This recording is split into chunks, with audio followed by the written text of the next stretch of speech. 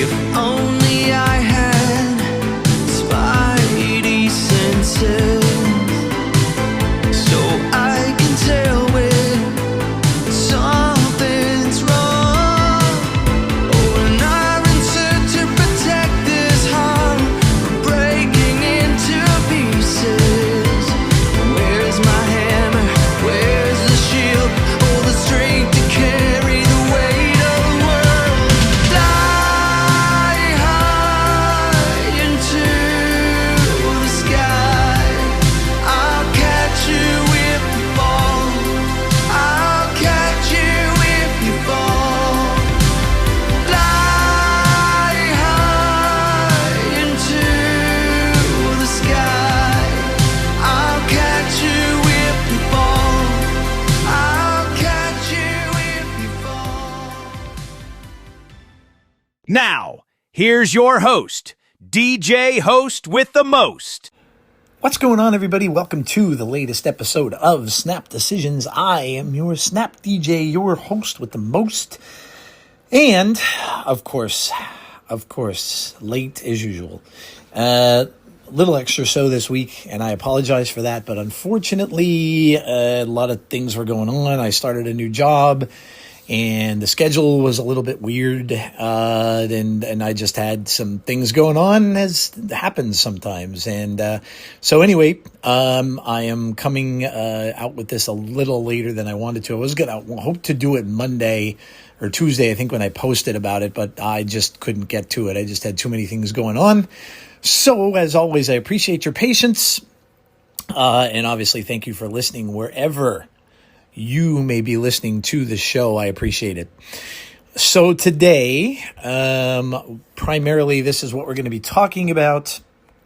I will go over the agenda here that I have. The new patch review obviously came out a couple days ago now, and discuss some of the things that are going on there. Some bad and some good. It seems as if the bugs have come roaring out after this patch. There are a lot of them, and a graphical one that's pretty bad. And we'll talk a little bit about that. We'll also talk about the improvements to cosmetics, if you're into those.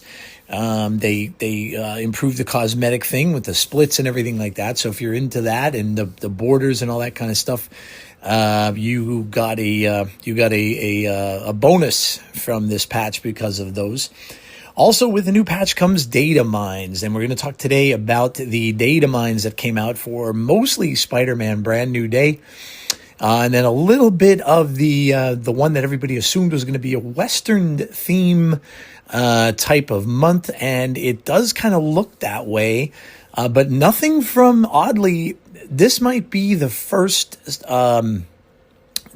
card set that might be unique, something that Snap has done uniquely. I looked these characters up, the ones that we've gotten so far, and I have no references to them from any comic book story or anything like that. So this might be something uniquely done, which, I mean, I'll look into it a little bit more. But I mean, obviously the one that people were talking about was Thanos, who has a gun that shoots Infinity Stones, and I do not ever recall. And I looked it up yesterday just to make sure, and there is no record of anything from that character. So now, I didn't read the Western themed. I think they came out with a Western themed book or something like that. I did not read it, so I'm still trying to see if there's any references to that. But this could indeed be just something that is unique to Snap, which would be kind of cool. But we'll talk about the Datamines, the ones I'm most excited for, and some of the ones that we've gotten so far. So we'll talk about those. My weekend Snap, actually, I hit Infinite for the first time in many months. And I can tell you that probably 90% or more of my climb was done with an OG Galactus deck. So it just goes to show you that sometimes when the meta is rough and everybody is kind of copycatting everybody else, and copying their decks and stuff like that, and everybody's playing the same thing. One of the things I noticed was, well, it seems like everybody really wants to fill all of the lanes. And what better way to get rid of that kind of thing when everybody's filling the lanes is with Galactus. And it worked for the most part until the last couple of days when Destroy came about because of Muse. And God knows this game loves Destroy players. I'll tell you what. If you're a Destroy player in Marvel Snap, you have no reason ever to complain, because they try to make that deck relevant every single month with different cards that they come out with. Now the latest one, of course, is Muse, and everybody's playing Dormammu, and everybody's playing regular Destroy, and then of course you got to destroy land to go with it, which always seems to happen when they love someone in Second Dinner loves Destroy. And so Destroy players, and look, I guess their understanding, or my understanding, I guess, behind it, is that it's a deck that just about anyone can play, starting from the beginning of the game, not at the very beginning, but pretty much, to up to now, because you don't need a whole bunch of Series 5 cards. For the most part, your biggest cards in that deck are Null and Death. Unless you're playing Dormammu, then of course you need him. But other than that, you can get these cards from Series 1 on up. And so I think maybe that's why they do this, and they throw a bone to Destroy constantly, as far as helping it out with cards. Every month that we're getting another one in Brand New Day, and then helping it with with the locations, with the hot locations, which happens a lot. So not my cup of tea. I do not like it.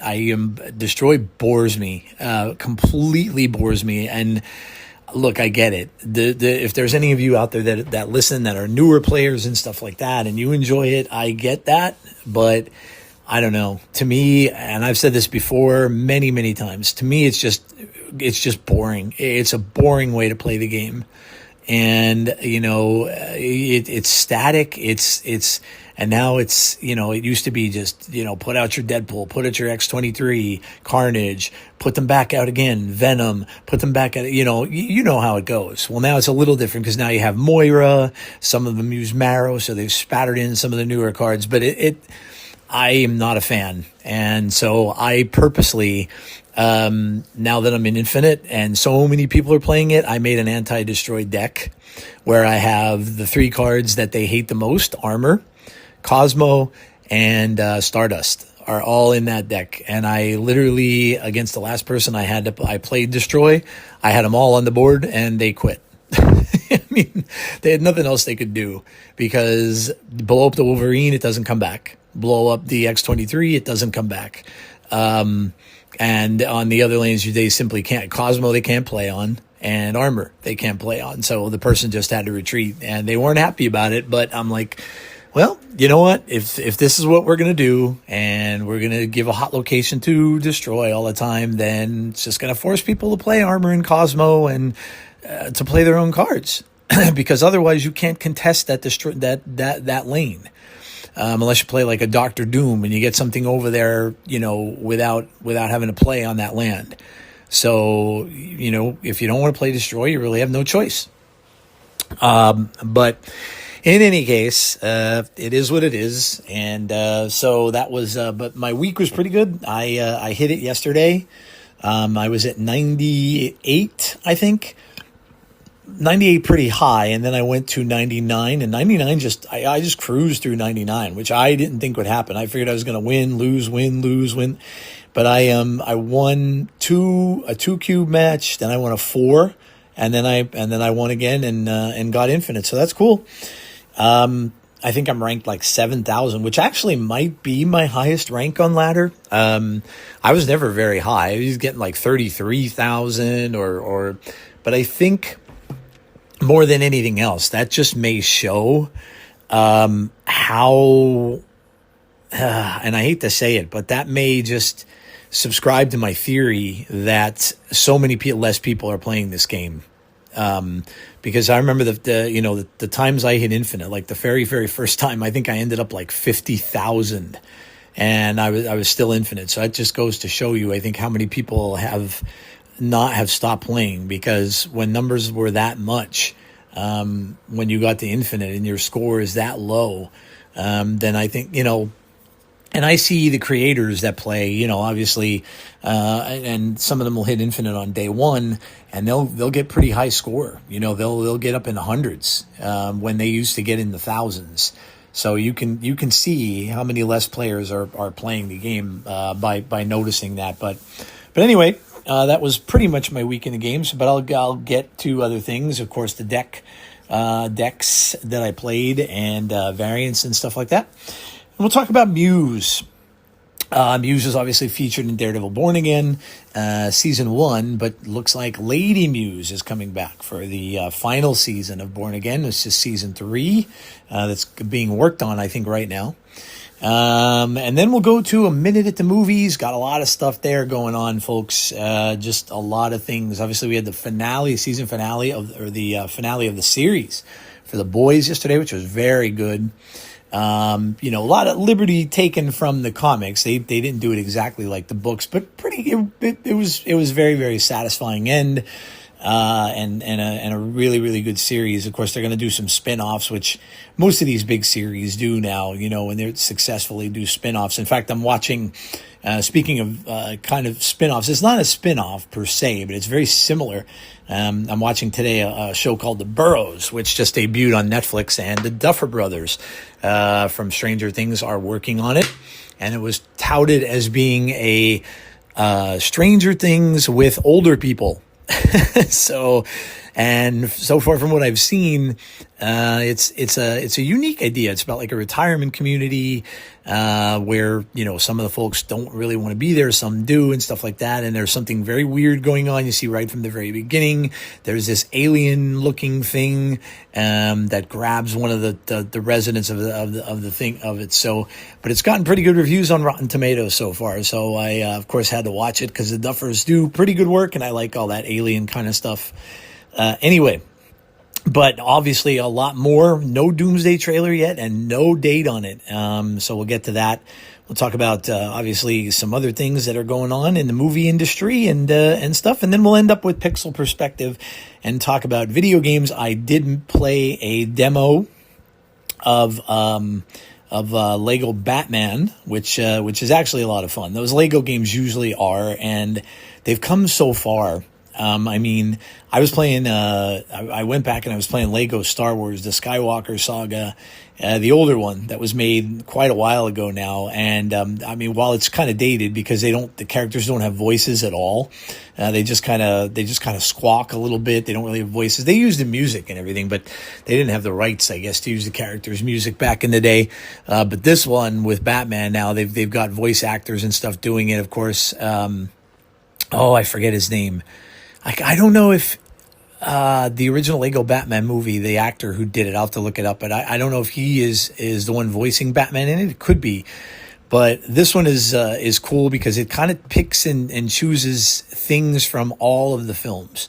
So like without spoiling too much of it, the very beginning happens with Bruce, and of course you see the accident that happens that causes him to want to be Batman when he falls in a cave. But then you see him as he gets older. He goes to see Ra's al Ghul, which of course happens in Batman Begins. So it looks like it takes like little things from all of the films, and kind of combines them and kind of smashes them all together into one story. But it does look fun, and that's out now. And then of course, Project 8020, I'll talk about it a little bit in there. I got a chance to play the demo. I'm kind of glad I did, because I can't play it.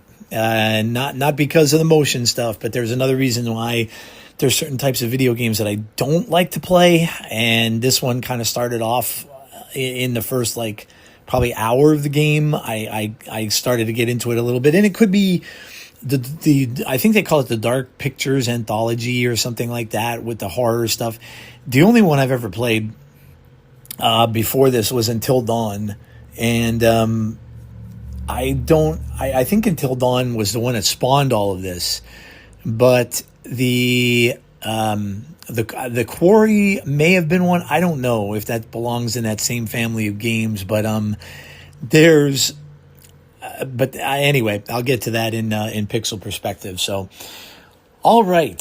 So, obviously, we'll also talk about the 5 cards, the best 5 cards in Marvel Snap. So I'll get to that too, and obviously that is your input for those. And then we'll have one more, and we'll be done with that. We'll have the 6s coming up for the next one. So, I'm drinking cranberry diet ginger ale, by the way. It's actually cherry ginger ale. It's pretty good. All right. So, let's get started here, and we will talk about the new cards. And of course the patch. Now the patch did contain a lot of updates to the cosmetic stuff. Now there's people that are out there that like this, love it. Some people don't care about it at all. I used to be honest. I used to like doing the split thing. But when they changed it to all this banana stuff and everything like that, I think that was kind of a big mistake. Especially the way they did it, where you'd always get the bananas, and I never. The only one card I would ever use bananas for was Hitmonkey, which is the only one that you would think to use it for. I always kind of thought when they did that, and I don't even think that they're that proud of how that turned out. People like to get their gold border. I'm sorry, not the gold border, but the gold background. They like to get the inked background, and they like to get the crackle, that was the hardest one to achieve. But it was just so hard, with the way that they set it up that nobody really cared for it. And even the people that were the biggest proponent of leveling their cards up and doing all that stuff really didn't care about it, because you would end up getting such bad combinations that nobody really cared. But they did improve it. However, there are glitches, lots of them, and I don't know. It's frustrating because it just seems like it reminded me of there's a cartoon many years ago. And it's been repeated by other cartoons. Like I can remember it being repeated in like Bugs Bunny and things like that, where, and this could even be like a child's fable. It could possibly be, but it was about the boy who tried to plug up the dam, when the leaks would start occurring, and then, he'd plug it up one place and then another leak would happen, and then he'd plug it up. And the cartoon, I remember with Bugs Bunny, he was putting like his fingers in the holes, and then he put his feet in the holes, and then he was putting bubble gum in the holes, and it was just blowing up, bubbles out of the holes. And no matter what he did, he couldn't stop the leak. And eventually the dam just broke. And I honestly think that, unfortunately, that could be what we're headed for better or for worse with this game, because and I can only speak to it from how I play, but at least on the mode I play on, which is iOS, it is pretty bad. And this patch, I don't know if it was the backgrounds or the borders and stuff that did it. I was talking to Lauren Whatevs, and she doesn't seem to think that was probably what did it. Because it was such a small part of the patch. But regardless, it just seems like no matter what they try to do, it breaks the game even further. And there's a pretty big glitch, 2 pretty big ones. One, where certain cards, you can see like a rainbow square around the card that changes colors. And then the other one, which is even worse, grays out your cards, like literally grays them out. You can, in your card collection, it grays out everything but the title of the card. You can't see the picture, you can't see the cost or any of that kind of stuff. And it also happens in game, which is really, really frustrating. Because you could look at the title and stuff like that, but you don't have all the time in the world to be doing that, in a game that goes kind of quickly. And I've seen several people that have had this issue, and they really need, and I even said at this point, if they have to, take the game down for a day and just tell everybody, look, we need to get this patch stuff, this bug stuff and this glitch stuff under control. and we're going to take the game down. I know they hate to do that because they're going to lose money, but look, they're going to lose money even more so for the people that are going to end up quitting the game if they don't get this straightened out, because it's bad. It really is bad now. And it just seems like the more they put into it and the more graphically they try to do. And now I notice too, and I even mentioned this yesterday as well, and I guess it might be Muse's effect. I don't know. But we now have an effect that has police tape that goes across the lanes. And all I could think to myself when I saw this is why? Why are you putting in stuff like this that is gonna graphically make the game worse more than likely? Because it's just gonna, and it didn't make sense anyway with Muse, because it's not in Muse's lane only. It's in multiple lanes. So I don't know if they added that whenever a character dies and you put police tape in there. To me, that was unnecessary. And don't try to make it even more of a graphical thing when you don't have the graphics solved. It doesn't make sense to do that.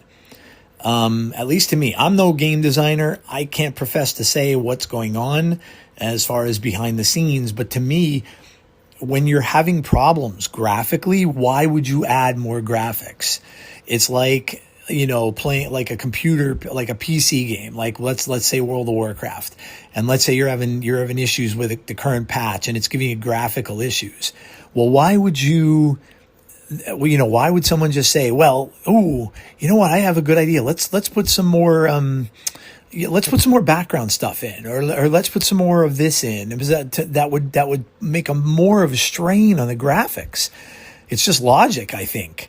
And again, I can't profess to be a game designer or say that I know what goes on there at all in any way. But to me, it just seems like logical. Like, don't put that stuff out when you have problems.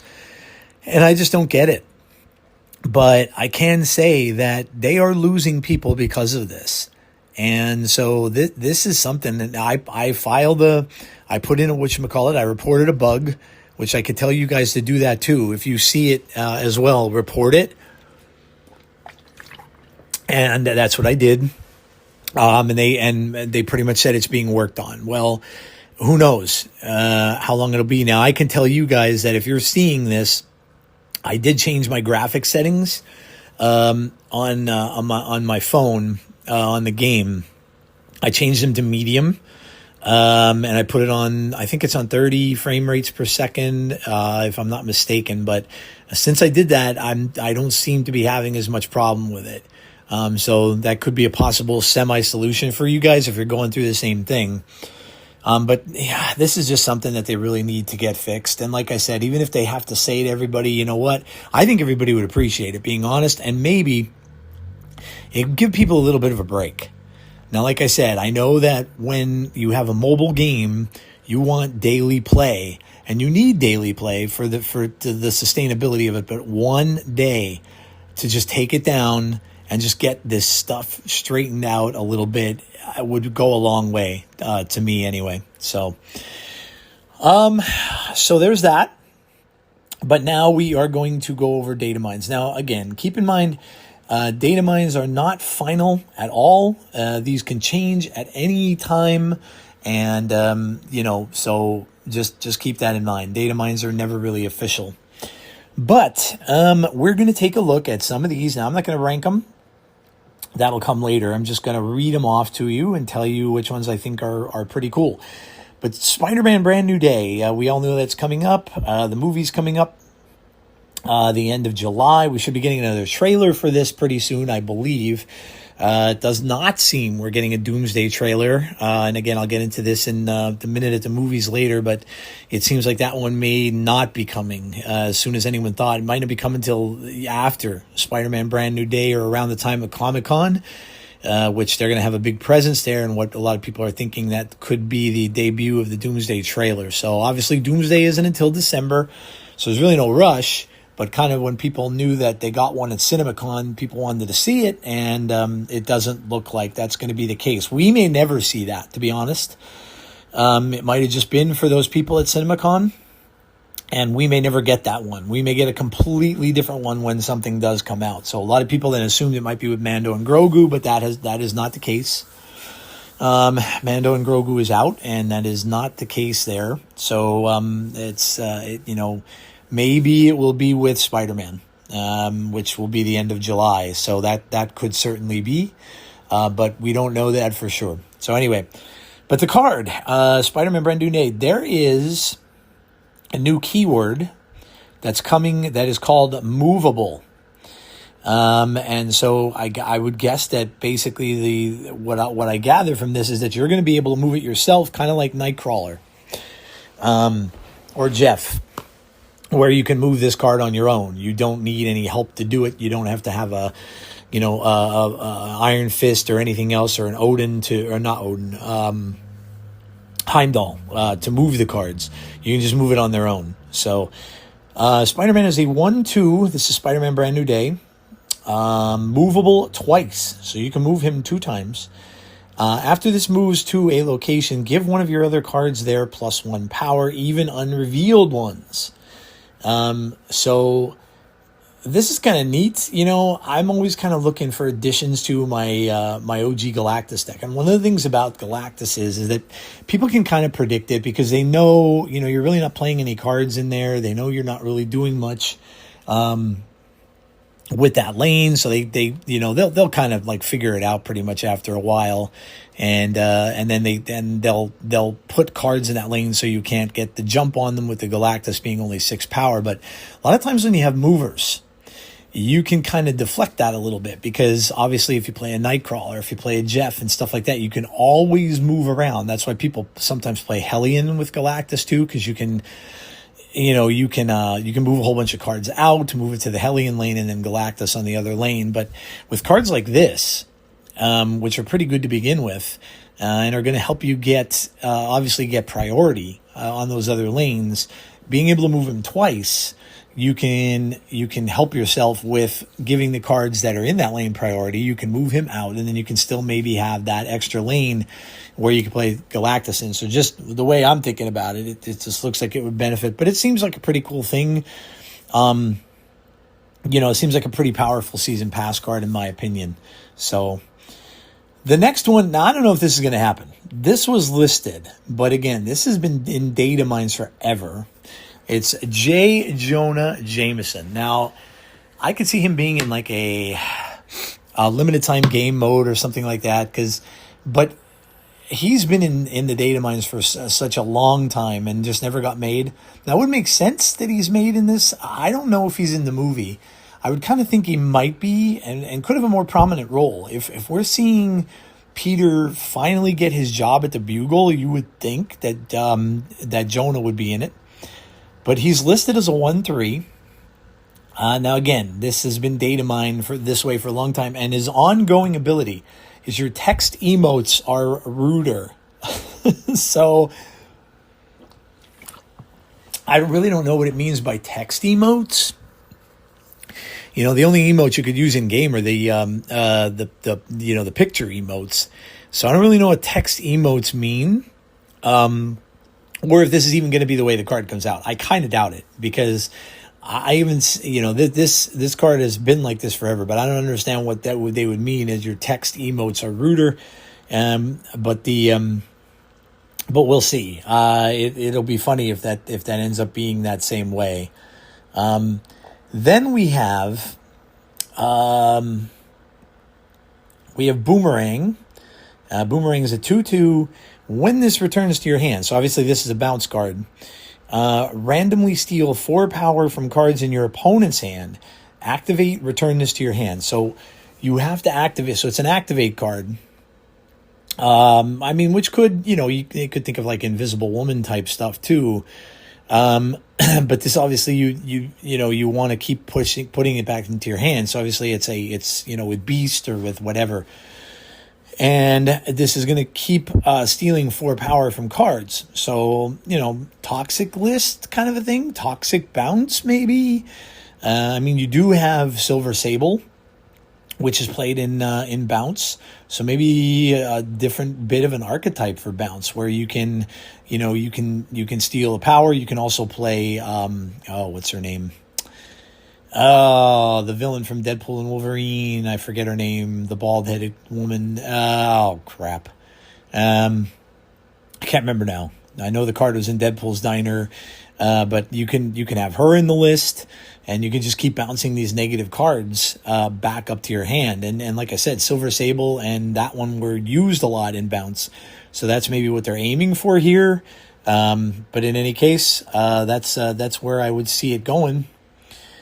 Next is Tarantula, one of my favorite Spider-Man villains. I can remember having a comic book with Tarantula and Spider-Man fighting on the cover, which is kind of an iconic cover that they pay tribute to in the movie. But Tarantula is a 2/2. End of turn. Oh, I'm sorry. Activate is Boomerang. This is the end of turn one, not Boomerang. Tarantula's end of turn. 2/2, end of turn. If you have the highest power among cards in play, give this and 2 cards in your hand plus 1 power. So if you have the highest power among all the cards out, which, maybe this will be a good one for all of the big cards decks that are being played now, like the stuff with Daredevil and Kingpin. If you're playing like Daredevil, then you're playing Kingpin, or you're playing Martyr and then Kingpin, and then you're playing like the bigger stuff like Cull and like Starbrand and all those. This might be a good card in there because you're probably always gonna have like the highest power card among cards in play, and then end of turn, of course, it gives give this and 2 cards in your hand plus 1 power. So that's pretty good. Then we have Tombstone. Tombstone is a 2/3 unrevealed. Destroy your lowest power card at each other location. Again, I told you guys at the beginning of the show, destroy always gets something. Always gets something, and always gets some kind of help. This one, a little harder to figure out because it's going to destroy the lowest power card at each location, which could be almost anything. I mean, it could be your X-23. It's going to help you destroy again and again, where maybe you just don't want to. But most destroy players are going to want to just fill the lane and then play the Carnage and Venom, or play the Dormammu and stuff like that. They're not going to necessarily want to go all over the place, but maybe this would fit in something a little different. Maybe like a, I don't know, maybe like a Nimrod kind of a deck with Destroy, where he can hit he can hit the Nimrods and stuff like that, and just have them going all over the board. So I don't really know, but Destroy players have another toy. So then we have Aunt May. How about this? Aunt May getting her own card. That's kind of cool. She's a 2/3. Another end of turn one here. If you used a movable ability, so obviously go back to Spider-Man, give a movable card in your hand, -1 cost and +2 power. So obviously you'd have to have another one that has movable ability in your hand to do that. But I don't know. She seems pretty good, and there are other movable cards that are going to end up coming out. So yeah, I mean, and even if it is Spider-Man, if you have him on the board, obviously Aunt May is made to work with Spider-Man, which makes a lot of sense. So if you use Spider-Man's movable ability and give another movable card in your hand, -1 cost and +2 power. So, and with everybody copying things lately, maybe they're going to want to copy Spider-Man, the new Spider-Man. And then obviously you have more movable cards in your hand that are just going to get the bonus from Aunt May. But that's pretty good. -1 cost and +2 power. So she's making it cost less and giving 2 power buff at the same time. So that's pretty good. Pretty good card. Then we go to another woman in Peter Parker's life, Mary Jane. Mary Jane is a 3/3. End of turn. Give each of your cards that move this turn +1 power. So again, she supports Spider-Man, but also she would just be good in probably a normal move deck. Obviously, they may have Spider-Man in there now as maybe a replacement for Iron Fist or something like that. But it looks as if, with any of these Spider-Man sets, you can pretty much always determine that they're going to have a lot of move in them, which they've all had in the past. So, but again, she's an end of turn ability. Give your cards that move this turn one +1 power. So if she's if she's in play, you can always wait for just a really big last turn where you're going to move everything with the Heimdall, and then use her end of turn ability, and then it's going to give each of those cards an extra +1 of power. So maybe it'll bring the Heimdall stuff back. Then we have a skill, 5 cost. That's a pretty steep costing skill, but it's Spider Sense. On reveal, give your characters here +2 power. Costs 1 less for each movable card you've played. So you can get it down a little bit further with the movable cards. And it's the skill is going to give each of your characters here +2 power. So it kind of acts as a virus type thing a little bit, except it doesn't cancel out their abilities. And you can get it down a little bit further. So it seems pretty good. Seems like a pretty good skill. Then we have Scorpion. And this is, of course, the Scorpion from the movie, designed exactly like the Scorpion that's in Brand New Day. I'm wondering, looking back at Spider-Man's outfit here, is this... Yeah. Okay. Yeah, the artwork for the Spider-Man Brand New Day looks like Peter's suit in the film, so... but Scorpion is a 6/8. Ongoing. Double the power reductions on all enemy cards. Double the power... Oh, so he's like a toxic card. So if you use a... like the regular Scorpion, if you use that, then, all of their cards will get a reduction. But if you're using this in like a hazmat deck, he's gonna double those reductions to all their cards. So this card looks like it's going to be best at home in a toxic list. I mean, obviously, I'm sure that he can fit in some other deck types, but you probably want to use this in a toxic list. He's pretty low power for a 6, but I guess the ability, the fact that it is ongoing, he's gonna get up to, double the power reductions on all enemy cards. You might think, like 2, 4, 6, maybe give him another, maybe he ends up like a 6/14 with the reductions. If you're playing straight toxic, it might be more than that, but yeah, interesting. We'll have to see what he gets to be, but I think he's a little high costed. Maybe if he was because he's going to have to be played on the last turn. Maybe if he was a 5, or I don't know, maybe it would look a little better. This one is pretty cool. The Sinister Six. I love this group. Always have. And I can remember, there's a book very early on.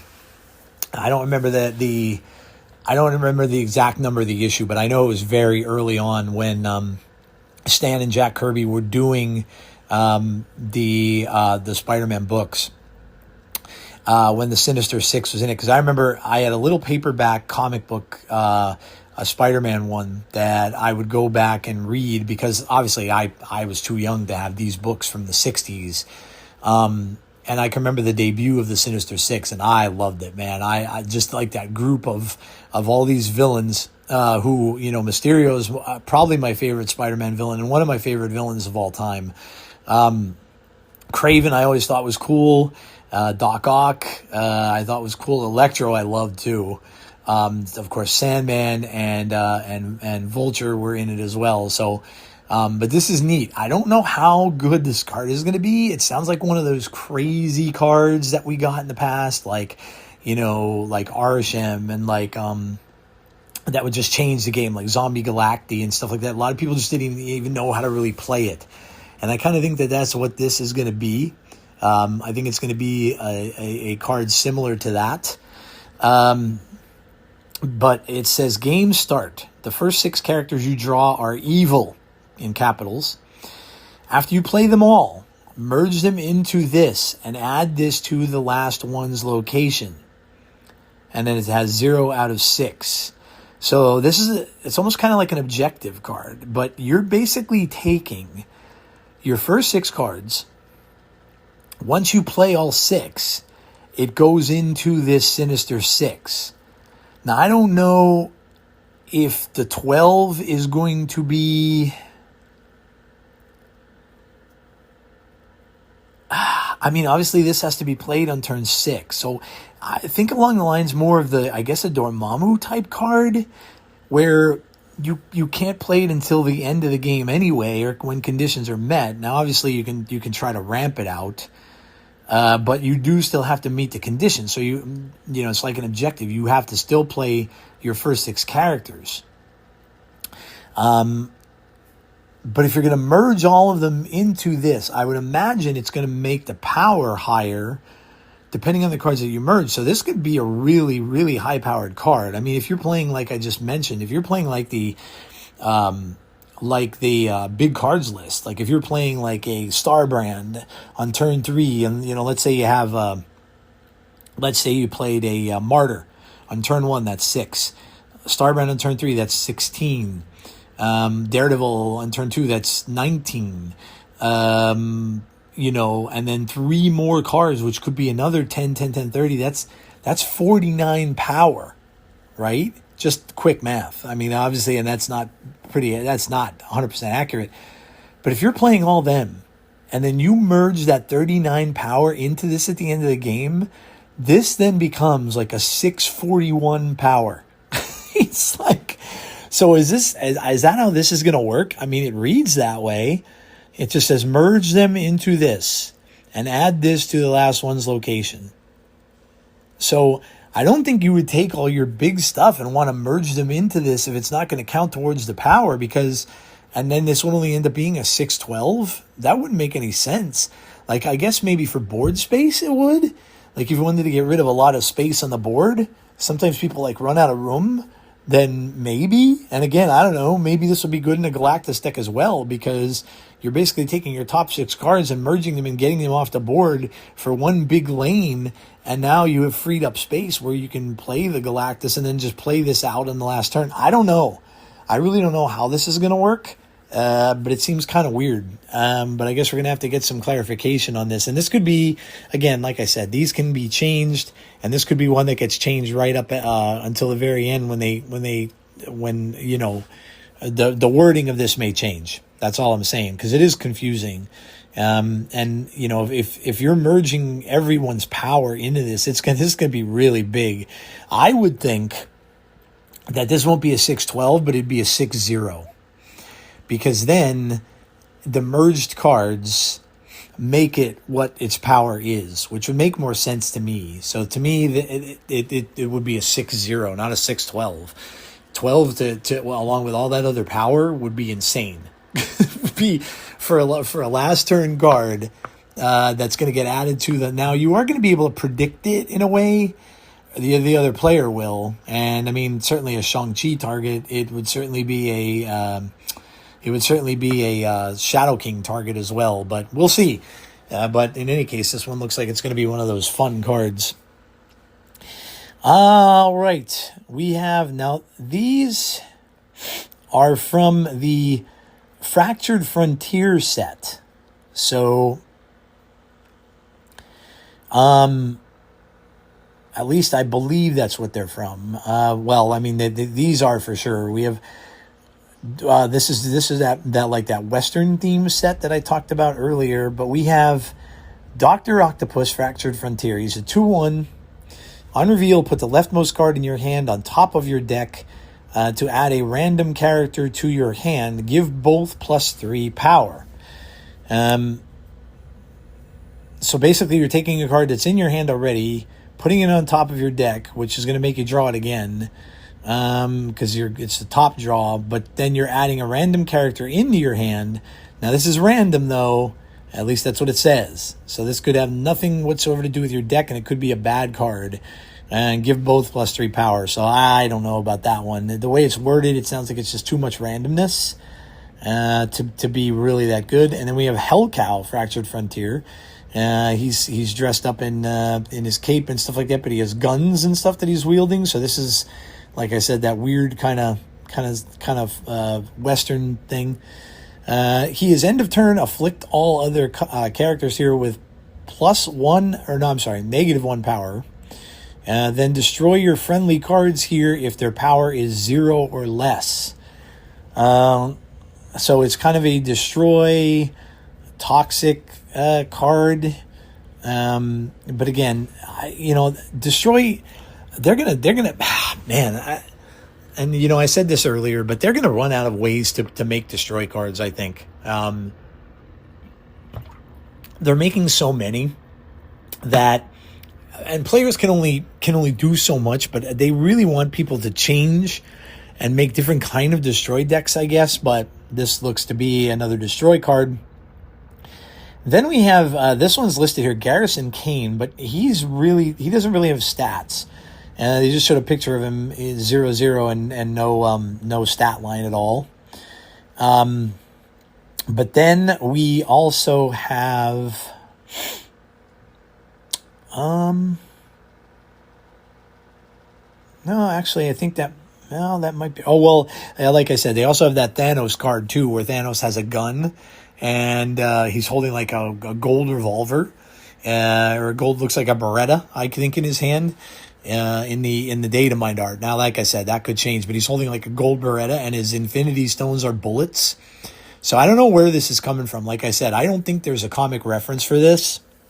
But that's somewhere down the line. We'll get more news about that in the future. But he's called Thanos Fractured Frontier. It says, game start. Load 1 Infinity Round. The first card you draw each turn has quick draw. Thanos loads another. On reveal, Thanos fires. So I have no clue what that means, or what it's going to be like. Like I said, I really don't have a comic reference for it to find out what it's going to be. But in any case, that's coming next, and the next set of Datamines we get will probably reveal more about that. There were some cool variants revealed. We're getting a Doctor Doom Secret Wars cover, which is pretty awesome considering the Secret Wars coming out next year. And then we have a new Galactus, which looks amazing. It's like artwork with him in the background holding his hands out and exploding a planet, or eating the planet rather. So it looks really cool. I'm just hoping it's not in a super expensive bundle, which the last couple of Galactuses that came out were. So all right, guys, well, there you go. That is the Datamine so far. And well, let's see, let me just give you the ones that I think are going to be the hot cards. Obviously, Spiderman Brand New Day looks like it's another strong season pass. I like Aunt May and Mary Jane. I think they're both going to be pretty good. And then the Spider Sense Skill, I would say, are both going to be pretty good as well. My least favorite ones are probably Tombstone, Scorpion. I just don't know how they're both going to work. Tarantula seems okay. Boomerang seems okay. And then obviously the Sinister Six. I would, if I had to bet, that's going to be the last card of the month. They always seem to put out those like weird, like fun cards on the last with the last release of the last release of the month. So I would bet that's probably what that's going to be. But I also think that is probably going to change. But in any case, it's, those cards are kind of weird. But then they like Zombie Galacti now. I think that's the top deck right now in Snap. And when everybody first looked at that card, they thought it was terrible. It did get a buff, and now it's like one of the best decks in the game. So once people figure these kind of cards out, they might end up being a little bit better. So, alrighty. Well, that is it for the Datamine. Went over the patch, and now we are going to cover the 5 cost. We're going to go over the 5 cost. And let's see where I have this. It's probably way down the line. Oh, man. Yeah, it is way down the line. Okay, here we go. Best 5 card cost in Marvel Snap. Have some of my choices below. You can choose from one of those, or one of your own will be read out in the pod. So some of the ones I picked were Cannonball, Black Panther, Enchantress, Iron Man, Shulao, Sarah, Legion, and Darkhawk for the OGs. And let's see what we got as far as your responses are concerned. Let's see if I can get this going here. Okay, John Elliott writes, in my humble opinion, it's Legion and or Cosmic Ghost Rider. They can win you games on their own. I keep hitting the wrong button here, my bad. They can win games on their own. They require no conditions to work, and you could slot them in almost any deck with no downsides. If I need a 5 cost, it's always one of them, or even both. Purple Death says, I love Sarah. She's the linchpin to my favorite deck, but I'd ultimately say Cosmic Ghost Rider can absolutely crush a lane with one swing. Teshu says, this guy right here, no other card scams so many cubes, and that is Legion. Aqua says, I do feel Cosmic Ghost Rider is really strong since he was introduced into the game. Vladimir says, I am an avid Agamotto fan, but although new, I'm going Wilson Fisk. Great for a lot of decks. So on the new card, okay. OMG, it's Matt Geske says, my vote is Man Spider. Joey Fontana says, the Boss Man, and he has Iron Man. Juan 13 Grease says, the strongest of all is definitely Sholau, but the most I like is Black Panther. Mathematico Supremo says, I would say CGR or Iron Man. Easy Or says, for me, it's Wilson Fisk, Legion, Sarah, or Cosmic Ghost Rider. Marin Hondia says, Iron Man, basically the only card that is good in both the beginning as in the end game. And then Lucifel Luno online says, the Black Panther is the coolest. And let me see what I got from... I did post this to Blue Sky, so let me see what I got over there. And I had some responses in some other places that I already gathered up. Let me see if I got any more.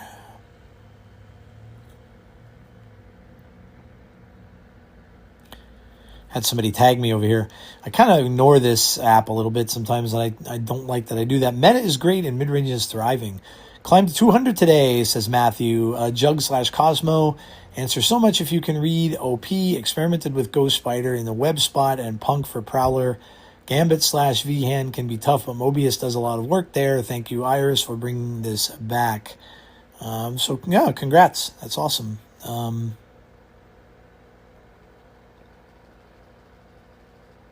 Very much higher in Infinite than I am, for sure. So congrats to Matthew for that.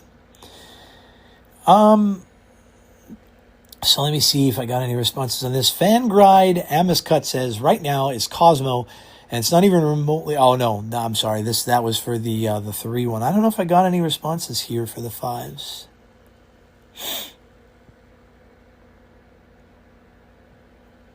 Yeah, I got a couple here. 1, 2, 3... Okay, so we have Ghost Rider, Iron Man. And I've tallied some of the other ones up, and, well, not one that I would have chosen. Well, I mean, it's good, but not one that I would have maybe had as many people choose as they did. But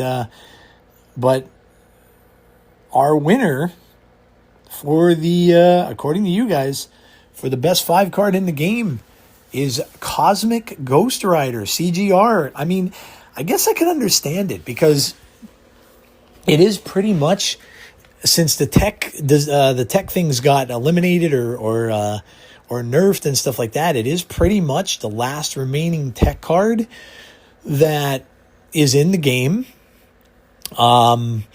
that is still being used a lot. You know, like when Shang got nerfed and, you know, they nerfed a lot of these other, when the Great Tech nerf thing came out a couple months back, Cosmic Ghost Rider has really been that staple that a lot of people just have in their decks. And yeah, it can do all the things that you guys had said.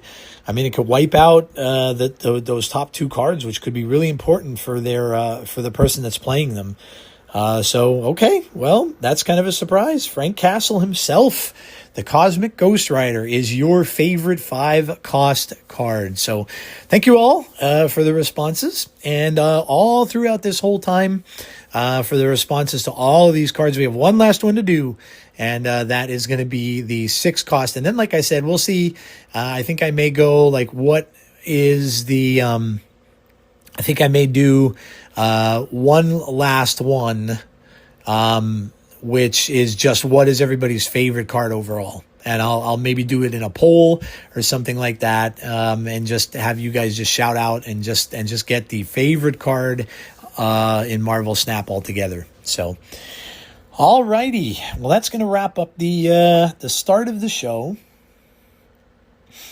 Let's see what I've got up next here.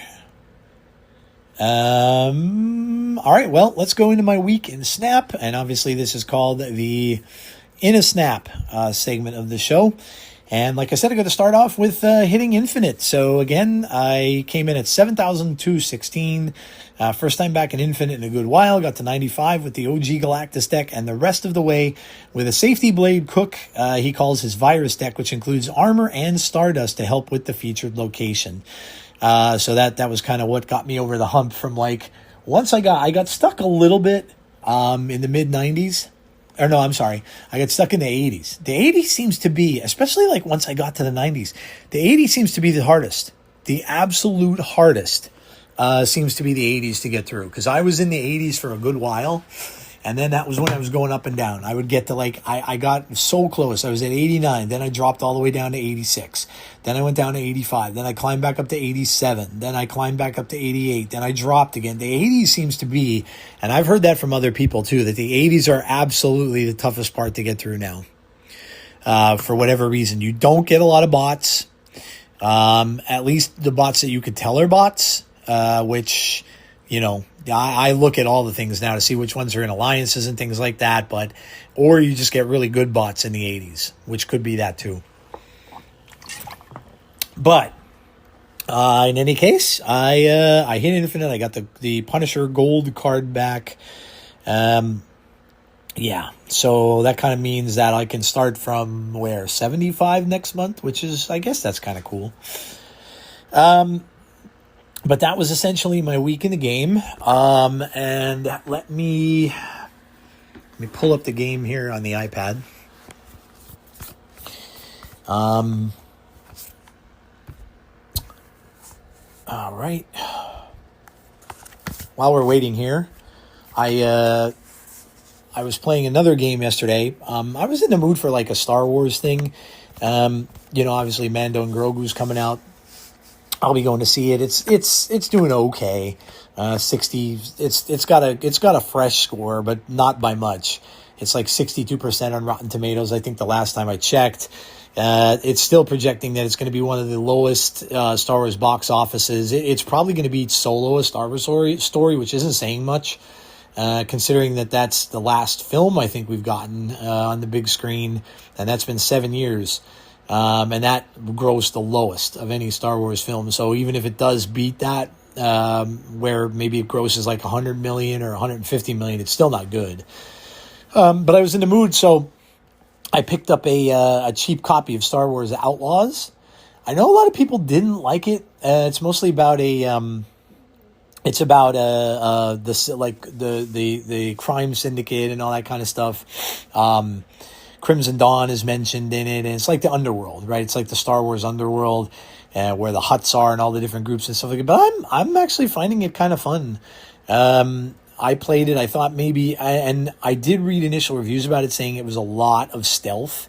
Now, I am not a stealth fan in video games. I never really was. I don't like the army games like Metal Gear Solid and all that kind of stuff. Never been into that.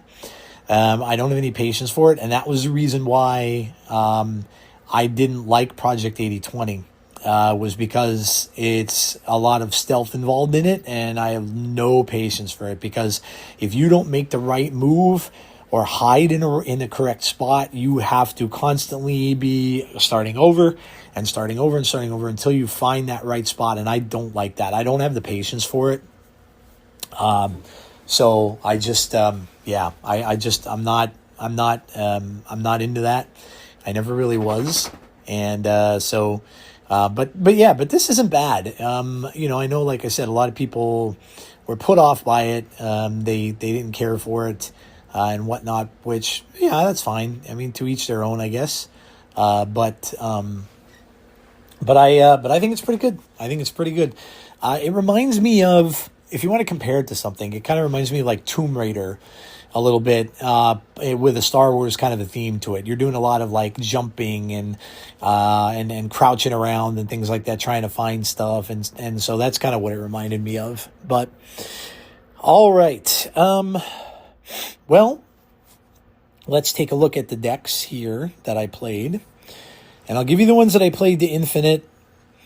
This generally was the one I played. This is the Galactus one. OG Galactus, obviously Martyr. How about this card? Martyr was the worst card in the game.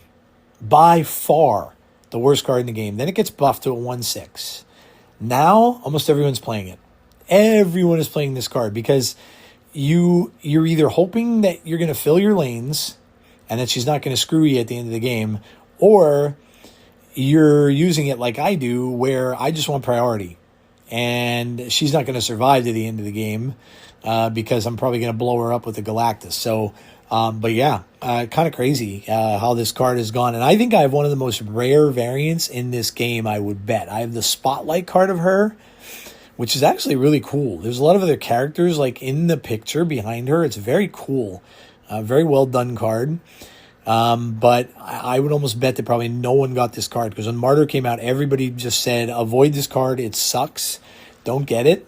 But I would bet that that's probably one of the hardest cards to find in the game. Martyr, Jennifer Kale, Electro, Luna Snow, Wave, Cannonball, Blink, Galactus, Alioth, Red Hulk, Galactus, and Galactus for Steps, and Death. So a lot of big cards to follow up the Galactus with, although I will say this. Alioth is one that you might be able to cut. I mean, with this meta right now, with all of the Destroy, it's good because you can knock out a Null with him. But you're not going to really do anything to a Death. And, that last turn, if you blow everything up, they're definitely going to have their Death for free. So you better hope that your Death is also free and you also have it, because they're more than likely going to have it as well. Now, like I said, you'll stop the Null. But the problem is, a lot of the Destroy players are playing skills. They're doing the adamantium thing, with fastball special. And if they do that on the final turn, which a lot of them do, you cannot stop that. Your Alioth will not stop it because they're skill cards. So just keep that in mind. Alioth may be a replaceable card in here. Many times I blinked Galactus in when you can kind of read like what cards you have in your hand. So if you know at that point in the game, you have, let's say, your Electro out that you don't care about anyway, you put that on one lane. Your opponent's not going to be that crazy about playing on that lane in particular, because Electro is not that high. So a lot of times you could sneak the Galactus in if you know you have your other big cards in hand, and Galactus is the one that you're going to pull. But this has won me many games. Cannonball is just a good follow-up at the end of the game, too. Unless you get into a point where people are just playing all big cards, and then they might just play two big cards at the end, and you're going to only be able to blow one of them up. So, but it's a pretty good follow-up. It's just that its numbers aren't good, so you got to really be certain you're going to do what you're going to do. This is the anti-destroy list. So if you want something to help you with all these Destroy players for the last week of the season, that are for the week of the season here that they're going to be playing a lot because of Muse, this one is Virus, Techno-Organic Virus, King Eitri, Martyr, Adam Warlock to draw the cards, Armor, Shadowlands Daredevil, Lizard, Cosmo, Mobius, Stardust. So you have Cosmo, you have Armor, and you have Stardust to stop these Destroy decks. And let me tell, like I said, I've already run into this 3 or 4 times where I got the Armor out on turn 2, completely stopped their momentum, because sometimes they want to do X-23, then they want to do Wolverine, then they want to destroy it with a Carnage, and you have the Armor now on that lane. So there goes that plan. Then they got to go to plan B. And then if you put a Cosmo over in another lane, that eliminates plan B. And then you go to their plan C would be like Killmonger, because they can kill this stuff from a distance if it's not under an armored lane, and they can't use the lane that you have Cosmo down. But then you have Stardust, which just stops the whole thing, because anything they destroy ain't coming back. Especially those other cards like Wolverine and stuff like that, and then they're dead. They're dead in the water. And then Mobius hurts them as well because of death. Because even if they were going to get a big death, now they can't have their cards reduced. So these 4 cards ruin Destroy. So if you're having troubles with Destroy, this is probably a good deck for you right now, especially with the hot location. Now that'll only be going for another like 3 hours or so, and then that'll be gone. But yeah, if you're having a lot of problems with Destroy, especially with that land in there that's given Destroy help, this is a good one to go with. So, I think pretty much, those were the 2 that I primarily played. There's some Surtur ones that I have. I tried Muse in a Galactus deck too, because I figured that he would work with it, with the ongoing +3 power for each location where one of your cards has been destroyed. So he would end up being a 3/9 if you destroyed 2 of the locations with your Galactus. So it's not bad, right? If you're going to play it on the last turn, it's pretty much better than any of your other small cards. But Kingpin's also in this, which is also 3/9 if you're winning a lane. So, but I mean, I guess for a final turn, you know, if you can't scrape up one of your big guys, right? If you can't find Galactus, or if you don't have your death, you can put 2 3/9s out on turn 6 and have 18 along with the Galactus. So you can put out the 3/9 Muse, and you can put out the 3/9 Wilson Fisk, because you'd be winning that lane. So that'd be 18 power. So that's really nothing to laugh at. You'd still end up with 24 power, but it's not going to be as much as your death. Your death would give you 12 for free, and then the Galactus for steps could be building up in your hand, so that could be more than 24. But I guess 2 3/9s wouldn't be bad.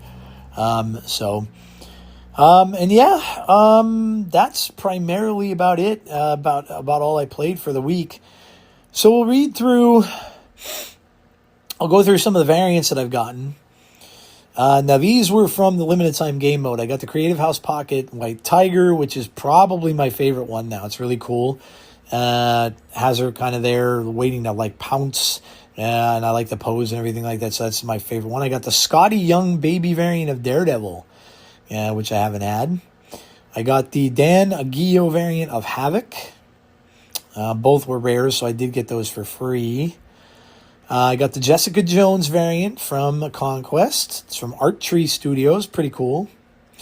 I got the Muse variant, which was done by Rogden and Moon Colony. They're those ones with the big oversized heads, like the chibi kind of a thing.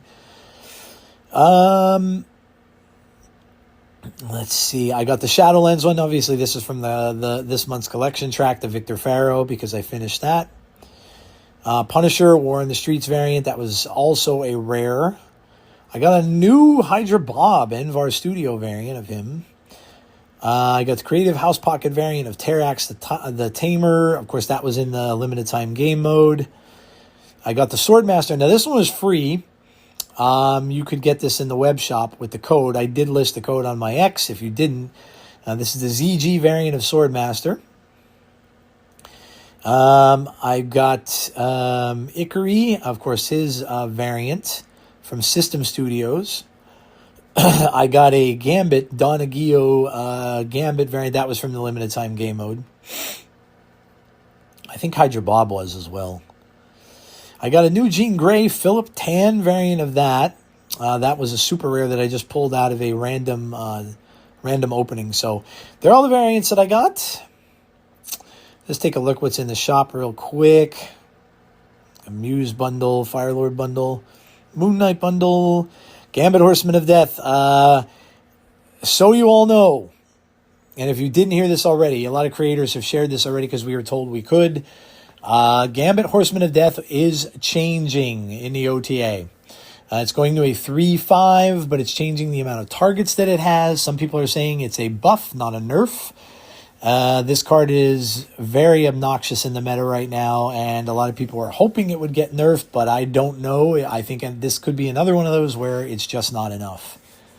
So we will have to see, but I do believe that, well, yeah, we'll see what happens. But I don't think it's going to stop anybody from playing the card, but be wary of this and don't get the bundle. Fantastic Remains, Zombie Mr. Fantastic bundle. We have an Adam Warlock bundle, a Scream bundle. And that is about it for all of that. So, let me pick up my stuff here while I'm in here. Let's see what's in my thing here. I have Dagger's Ultimate variant. Coming out with more and more of these. A lot of them are the fantasy ones, though, which I could kind of take or leave those. And then we have Frankie Ray Pandart Studio that's in there also. Okay, well, that is in a snap. And we are going to move on here to our next segment, which I believe is Comics Corner. So we are going to talk about Muse. And for once, it's not a horseman. So I'm happy about that. Because they were very difficult to find, but this is going to be all about Muse. All right, so here we go. Muse, Earth 616. He has a cool quote here. There is a mystique about art, a shared fiction, if you will.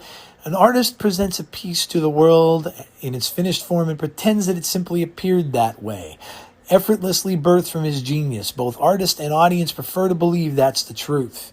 It's nice to think that the really good creators have some direct connection to the divine, but it's a lie. In reality, it's hours and hours of missteps, frustration, and bad ideas that get sliced away to reveal some kind of truth. It's never easy. In fact, it's agony. So it's a quote from Muse. His name is unrevealed. Current alias is Muse. His marital status is single. He is male, red eyes. Bayed hair, bald. He is bald. White skin, black eye sockets which appear scarred, no lips, pointed teeth. His origin, unknown, possibly inhuman. Living status, alive, formerly deceased, Earth 616 in New York. Cause of death, walking into a fire, returned through unknown means. Identity is secret. Citizenship is American. His citizenship also is hell. Okay. Artist, painter, and a serial killer. Base of operations, New York. His creators are Charles Soule and Ron Garney. And his first appearance is Daredevil, Volume 5, Number 11, September 2016. So he's a relatively new character. About 10 years old now. Muse was a mysterious, deranged artist whose gruesome work of art was discovered after he anonymously sent the vigilante Blind Spot the address of the warehouse in Washington Heights where he had planted it. The work consisted of a mural painted with blood from over 100 different missing people. Some weeks later, he defaced the mural and replaced most of it with the phrase, "You're only as good as your last performance," followed by a new address that directed the police to a vacant building. Inside one of the floors, Muse had planted the corpses of 6 Inhumans he had previously abducted, posing them with props as if they were performing mundane tasks. ADA Matt Murdock, who was one of the people that discovered Muse's second artwork, sensed Muse's presence in the distance. Witnessing as people unveiled his new work for the first time and left the scene to change into his Daredevil suit and confront the villain. However, Muse drove him off using a dummy grenade and made his escape. During his first public appearance, Muse attacked the courtroom and kidnapped a Judge Laird, who had been presented by Councilwoman Andrea Pearson with the case to shut down public access to the location of his blood mural. Muse took the judge to the sewers, where he had also abducted Pearson and 2 police officers and planned to use all of them for new work. Blind Spot, who had witnessed the judge's kidnapping, followed Muse and caught his attention. Muse chased Blind Spot deeper into the sewers, but the vigilante used his suit's camouflaging to disconcert Muse and returned to the victims to tie them off and escort them to safety. Blind Spot tried to lead Muse away again, but his suit ran out of batteries and Muse captured him. Muse took Blind Spot to his garret And while he was deciding what to do with him, Daredevil arrived. Having tracked them down with his senses, Muse gouged Blind Spot's eyes out and then escaped. On his way out, he passed by a room where all of the missing people used in his mural were hanging from the ceiling, being drained of their blood and still alive. He cut the ropes hanging them to distract Daredevil and save time, but he was stopped on the rooftop by inhuman authorities who had been assisting Daredevil in investigating Muse due to crimes on Inhumans. Daredevil caught up with him once Muse had been cuffed. Fueled by rage for Blind Spot's injury, having noticed Daredevil's intentions, Muse broke his own fingers, stating that Daredevil would have wanted, for him to be unable to create more works of art. After Daredevil took off Muse's mask, the villain was taken away. Muse was subsequently imprisoned at the highest security detention level of New Adeland. His hands healed eventually. Following the election of Wilson Fisk as mayor of New York City and his implementation of strict anti-vigilante policies, which is what we're getting on the series right now in Brand New Day, Muse became inspired by Daredevil's continued fight for justice in spite of the persecution and decided to escape, killing 12 guards in the process. He went on to vandalize numerous landmarks in Manhattan with giant-sized, irremovable graffiti that featured different vigilantes showing support for them. This probably will happen in the next season because they're bringing Lady Muse into it for that. And this is probably what she's going to end up doing or something close to this. A group of police officers intercepted Muse when he was finishing a mural of the Punisher. Muse slaughtered them and adorned the graffiti with their bodies. Mayor Fisk used the tragedy to push his anti-vigilantism agenda by blaming the Punisher for it. Having regained his sight to the intervention of the Hand, Blind Spot decided to confront Muse on his own. He defaced one of Muse's murals to lure the murderous artist, and they fought. When Muse overpowered Blind Spot, he was briefly taken over by the power of the Hand's beast and defeated Muse. However, he refused to kill him. In response, Muse walked into a burning pile of debris, complaining that it was supposed to be his own story and not Blind Spot's. He succumbed to the fire, using his final words to lament because he had so much beauty left. Following his death, Muse was condemned to eternity in hell, where he quickly grew accustomed to. He continued making art out of the suffering around him, but still wished to spread his word on Earth. One day he witnessed the arrival of Morgan Whittier's soul, a struggling young artist who felt like she was losing her mind. Recognizing her as a kindred spirit, Muse went to her and shared his view of the world with Morgan, inspiring her to continue his legacy when she returned to the land of the living. Although at first Morgan thought this was all a hallucinatory dream, Muse began appearing to her as a ghost to drive her to unleash her true self. She killed her art teacher and began making macabre artworks out of her victims, all the while under the supervision of Muse, though their activities caught the attention of the second Daredevil. Muse and his pupil created an evil doppelganger Daredevil named Elektra, which he intended to use in corrupting her. Soon, Ghost Rider became involved himself as the supernatural was at play.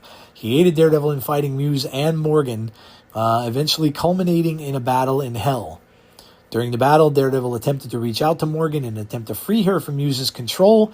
This enraged Muse, who unleashed all of his hellish power on the heroes. To win the battle, Daredevil came to terms with her past wrongdoings and fused with Elektra, coming out uncorrupted much to Muse's dismay. She then convinced Morgan to come to terms with her own mistakes and leave Muse, freeing her from his control. The two of them and Ghost Rider then escaped from Hell, with Muse losing all means to affect the world of the living. Muse somehow escaped from Hell anyway and resumed killing people in a new studio in Chicago. He was enraged and swore revenge when the studio was burnt down by Eddie Brock. Through the use of his powers as well as eyewitness, Muse discerned Eddie's identity and pursued him cross-country to the Green Phoenix Spa in Spokane, Washington. After killing the spa's owner, Melina, Muse tortured Eddie and his symbiote, Carnage, and rejected the latter's attempt to bond with him due to believing collaborations with fellow artists to be a delusion of vision. Eddie and Carnage were eventually able to overpower Muse, who escaped, though only after his right hand was sliced off by a piece of glass that was flung at him by Carnage. His powers, imperceptibility. Muse's body acts like a vortex, which can pull in every bit of sensory information around him, making even Daredevil's enhanced senses hard to target him.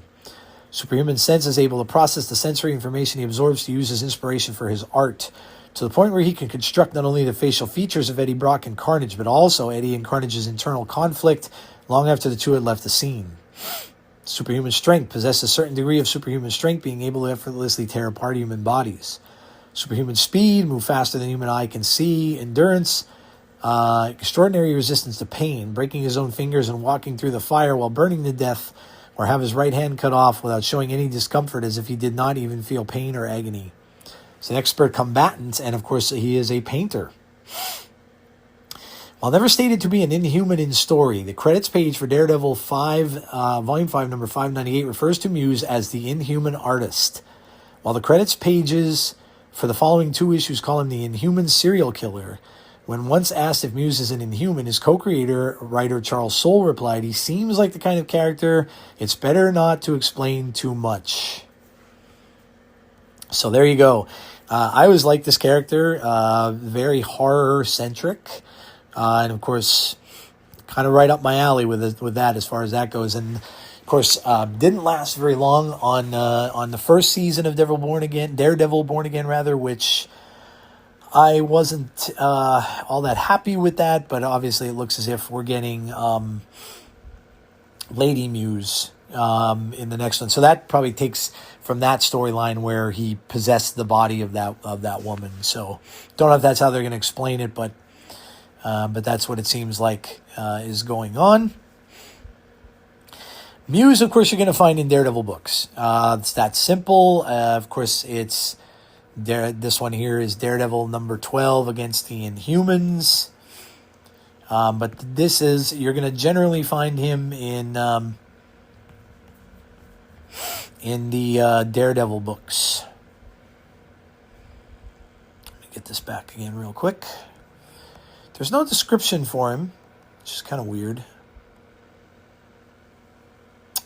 But yeah, Daredevil 2015 number 14, 2015 number 12, 2015 number 13, Daredevil number 599, Daredevil 2015 598, and then of course the Eddie Brock Carnage thing.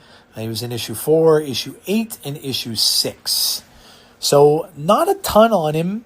He's a relatively kind of new character, so not a whole ton on him, but you certainly still can go to the Marvel app.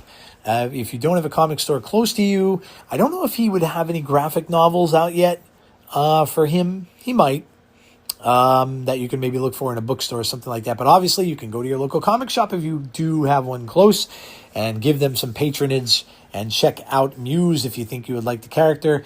And also, like I said, you can get the app, $9.99 a month, and you can read up on some Muse. All right, let's go to new books and see what we got out this week. We've got there's a lot of reprints on this list, and I saw this the other day when I was looking through it. But there's some new stuff. We have... These are 97 and 98. We have Marvel Comics, Marvel Rivals Infinity comic, which is ongoing. That's up to number 51 already. These are reprints. The Marvel DC Spider-Man Superman book, which I just got in the mail, by the way. This is the first issue of that. There were more of them done. I think there's 2, but this is the first one, so this is available to be read right now. It's actually, I've gotten through most of it. It's pretty good. So that's in the app. Miles Morales, Spider-Man Brooklyn's Finest is up to issue number 17 this week. We have Wade Wilson, Deadpool 2026. That's issue number 1, so that's a new Deadpool. The Fall of Ultraman, issue number 1. Spider-Man Noir, issue number 5. Spider-Man Torn, which I really like, issue number 5. We have Punisher Facsimile Edition number 1. That's a new one. Marvel Rivals, The Cities of Heaven. Another new one for Rivals, issue number 1. Planet She-Hulk, up to issue number 4. Alien vs. Captain America, issue number 4. Cyclops, getting a new book, number 1. Black Cat, up to issue number 7. Looks like Mary Jane is in that. Moon Knight, Mark Spector Moon Knight, issue number 1. Star Wars, oh God. Star Wars Jar Jar, issue number 1. Oh boy. It's got my curiosity up. I don't have a clue what this is about, but okay. Venom is up to issue number 254 from 2025. X-Men Infinity comic, issue number 17. Ultimate X-Men, issue number 24. And I think that's done. And Strange Scales Infinity Comic issue number 4. So that's all your books for this week that are out. Okay. That's going to do it for Comics Corner. And we are going to mosey on along here to a minute at the movies. And I've got a lot more than a minute here because I got a lot of notes and stuff like that I've taken over these past few weeks or so that I have not used yet. So here we go. Of course, I got to lead off with this. A24's Friday the 13th prequel series Crystal Lake will release on October 15th on Peacock. So it finally got a release date, which I'm super excited for. Starring Linda Cardellini from Scooby-Doo as Jason's mom, Pamela Voorhees. So I'm super excited for this. Can't wait to see it in October. How about this one? Blade. We're getting more Blade talk. Blade is officially back in development at Marvel Studios and is reportedly being fast-tracked for a 2028 release. Sean Levy, director of Deadpool and Wolverine and Stranger Things and the upcoming Star Wars Starfighter, is in talks to direct. I do like Sean Levy. I think he's a pretty good choice. So, pretty excited about that. I hope that's true, but no one is going to believe it until they see it. A Westworld movie is in the works at Warner Brothers. David Koepp is writing the script, and a major mystery filmmaker is eyeing to direct. So, I got to see some Westworld when it was on HBO. It was pretty good.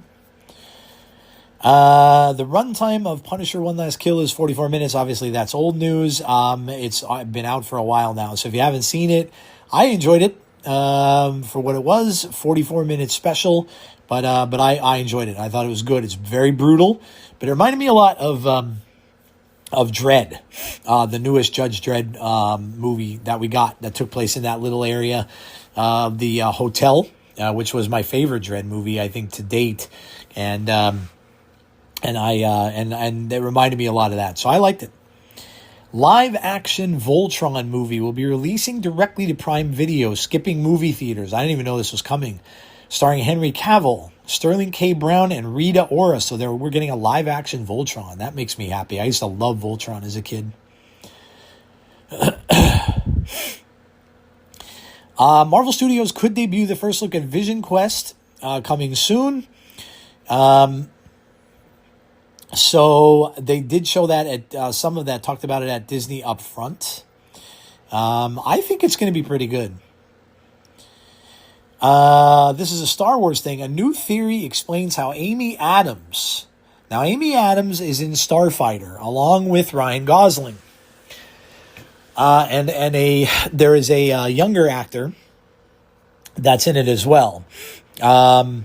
But they're saying now that, look, whenever a new Star Wars film comes out, Mara Jade is the name that's mentioned a lot, or series, because so many people, this character is so beloved and has been so much cosplayed over the years and things like that, by including a friend of mine who absolutely adores Mara Jade. But the character has never been brought to life on the big screen. I kind of don't feel that she will. So I don't necessarily agree with this, but they're saying Amy Adams may be playing Mara Jade in Star Wars Starfighter. So like an older version of Mara Jade. But I don't know that they're going to touch this character simply because she had a relationship with Luke. And, you know, now some are saying that maybe the kid is like the child of Mara and Luke. But how would they go back to explaining that? Without Luke not knowing that he had a kid, I don't know how they would retcon that. So I kind of don't think that that's going to happen, but we'll see. But whenever there's, especially a redhead actress is in a Star Wars movie, they're always going to mention Mara Jade's name, just because of the fact of how popular she is. Came from the books, Heir to the Empire, which is a great read, by the way. If you're a Star Wars fan and you have never read Heir to the Empire, I'd highly recommend it. Warner Brothers Animation and DC Studios have officially announced Batman Nightfall. This is, of course, the breaking of the Bat storyline that came from the 90s with Bane and the origin of Bane and all that kind of stuff. And what we pretty much got in the Christian Bale, the third film, which some think is the worst one of the three. I think they kind of shoehorned Bane in a little bit. I didn't really like the way they did the character, to be honest. So I did like the book a lot better. New 3-part animated adaptation of the iconic 1993-1994 Batman storyline centered on Bane. Part 1 premieres during the studio's upcoming industry showcase. So this is going to be animated, which I will definitely check out. That's their animated stuff in DC is usually pretty good, so I will gladly check that out. So I talked to you guys a little bit about Maul, and I talked about the Darth Vader scene. There's a reason other than just the fact that it was Vader that I liked it. It reminded me a lot of a book that I read when I was a young man called Splinter of the Mind's Eye. If you've never heard this and you're a Star Wars fan, you should check it out. It was supposed to be it was the first sequel made for the OG Star Wars. Whether it be the comics had follow-ups to the OG as well, but this was an official book that was done by someone given permission from George Lucas to make as a sequel to the original Star Wars. So it's a good book. It's very dark. And then it explains here the scene from Maul Shadow Lord, where Darth Vader emerges from the forest fog in the final episode of season 1 is an homage to the novel Splinter of the Mind's Eye by Alan Dean Foster. I figured that. Published in March 1978, the book features a cover painted by the legendary Ralph McQuarrie, who did a lot of work on Star Wars stuff. This was the first original novel released after the debut film, along with the Marvel Comics and comic strips. It marked the beginning of the expanded universe. Very, very cool book. So Obsession, if you haven't seen it yet, I've heard great things. I personally won't because it's got that possession stuff going on in it. And some of the scenes are extremely creepy, and there are scenes they didn't even show that are extremely gross. So if you don't like that kind of stuff, you probably won't enjoy it. But from what I understand, it's a lot of people's favorite horror film that has been done in a long, long time. And it's doing very well. Filmmaker Curry Barker wants to bring Freddy Krueger back to the big screen with a new Nightmare on Elm Street movie. Wow, people would love that. And some of these young directors are getting these properties, right? Like Curry Barker is also, I think he's doing the next Texas Chainsaw. So they're giving some of these big properties. That's kind of what I hope happens with Friday the 13th. If they finally decide to go through with a movie, give it to one of these young guys to do it and start over. Vision Quest, as I said before, release in October on Disney+. There were some details about the plot where we see Vision in actual human form. And also we see Ultron, James Spader in human form as well. So I don't know if it's like a dream sequence. I don't know how they're going to do that. But Ahsoka, back to Star Wars Season 2, has been delayed to early 2027. It's been pushed back. It was supposed to come out this year. But I think they're making some changes. We did get some clips from the video of Vision Quest, and the one I have is Vision's in a suit, a trench coat, has a briefcase and a hat, and he's heading toward what looks like a castle of some type, like a white castle. I remember he was White Vision the last time we saw him from WandaVision, so maybe that has something to do with that. I'm not really sure. Disney has confirmed a release window for Ahsoka live-action Star Wars series headed by Rosario Dawson. At Disney's upfront presentation, Dawson confirmed the series will return in the first part of 2027. She also teased this season the battles are bigger and the stakes are higher. The cast of Vision Quest, you've got Paul Bettany as Vision, Rorid Molika as Tommy Maximoff, Speed. So that's the same actor we had playing Tommy. Tanaya Miller as Jocasta. So we're getting Jocasta in a film. James Spader as Ultron is back. James Darcy as Jarvis. Emily Hampshire as Edith. And Orla Brady as Friday. And then Henry Lewis as Dummy. So all of the AI is going to be in this film. I'm betting they're going to probably have human form. That's why you're seeing actors that are playing them. So that's kind of cool. Jonathan Sayer as You. Don't know who that is. Todd Stashwick as Paladin. Wow, Paladin's going to be in it. Lauren Murray as Lisa Molinari. Farhan Tahir as Raza. Diane Morgan, Mary McDonnell, and Christian Lavine. So that is the cast. What else do I have here? Andy Serkis is officially set to return as Alfred in the Batman Part 2. A lot of stuff about Batman Part 2 has been coming out because they are filming it now, and people are like gushing over it, the fact that it's in a winter scene. And still, I mean, a lot of rumors about who is going to be the villain in this. We already know Two-Face is in it. Of course, that's the actor who plays Bucky Barnes. And we know that Scarlett Johansson's in it, and she is supposed to be Harvey Dent's wife. And if you know the comics, I'm not going to spoil it, but if you've read Long Halloween, which is one of my favorite books and a very, very good Batman book, if you've read it, you know what I'm talking about. And if that's the case, maybe they're adapting Long Halloween in this film, which a lot of people kind of thought maybe they would be. People were going back and forth between Long Halloween and Hush as to what the storyline would be. But this is kind of cool if they're going to do Long Halloween. Great book. This is comics. X-Men 3536, led by Jed McKay, Tony S. Daniel, and Neto Diaz, set the stage for DNX, an upcoming X-Men and Fantastic Four event launching this September. The prelude issues find the X-Men's current beast, a younger Hank McCoy, restored to a more innocent version. John Bernthal's daughter, Addie Bernthal, appears in The Punisher: One Last Kill. He was a little reluctant to do it. Director Ronaldo Marcus Green said, "There's no single greater motivation than a daughter to a father." So he was reluctant to have her in there, I guess, with all the violence and stuff like that, I would imagine. But she ended up in the show. James Spader will play a human version of Ultron with a beard in Vision Quest. It's more obviously about that. Jeremy Slater says he left Moon Knight over creative disagreements. The director and I simply had very different visions on what the show should be about. Ultimately, he won that creative battle, so I stepped away. I'm not really sure we're going to ever get another Moon Knight series. This is a horror movie news. Sam Raimi is set to direct a remake of Magic. Magic's a creepy 70s, late 70s horror film that starred Roddy McDowall, who played the Riddler in Batman, the Adam West Batman, who plays a ventriloquist. And it's the story of a ventriloquist whose dummy begins to take control of his life and encourages him to commit violent acts.